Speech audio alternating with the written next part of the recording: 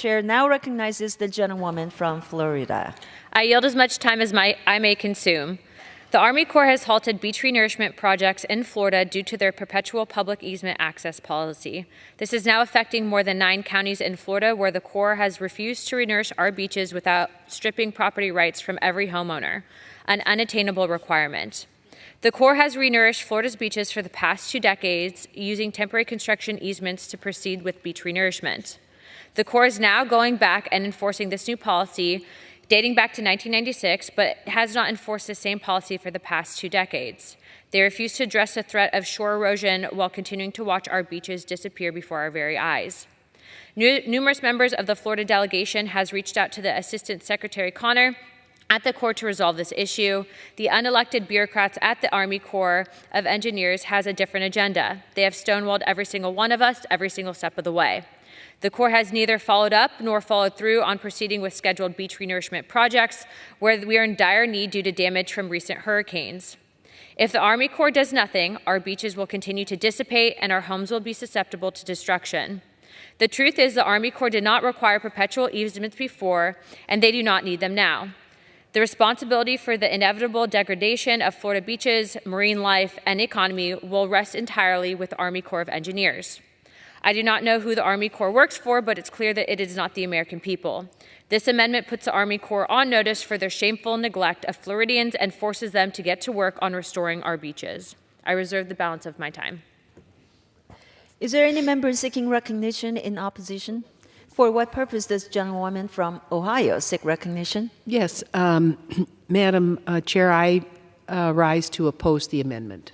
The gentlewoman is recognized. This amendment that generally is offered raises serious constitutional issues and may amount to an unconstitutional bill of attainder. This is not the way to handle policy disputes with Michael Connor, the Assistant Secretary of the Army for Civil Works. This amendment prioritizes, I'm sad to say, legislative theater over the American people, and it has no chance of becoming law. I strongly urge my colleagues to vote against this harmful amendment, and I reserve the balance of my time. The gentlewoman reserves. I now recognize Gentlelady from Florida. I yield back. The gentlewoman yields. Gentlewoman from Ohio is recognized. Yes, Madam Chair, I yield to the gentleman from Tennessee and Chair of the Energy and Water Subcommittee, Chairman Fleischman. The gentleman is recognized. Madam Chair, thank you to the ranking member. Thank you for yielding. While I can completely understand the frustrations many of my colleagues may experience in some of their dealings with some of the aspects and personnel in the executive branch, respectfully, I think reducing the salaries to $1 is not likely to solve the problem. In fact, it may create even more problems in a challenging environment.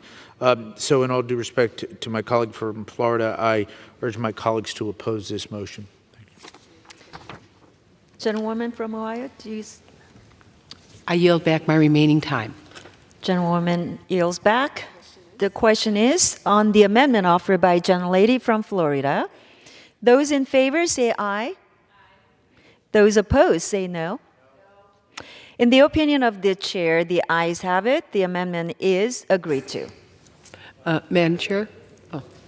For what purpose does Gentlelady from Ohio seek recognition? Yes, Madam Chair, I demand a recorded vote, please. Okay.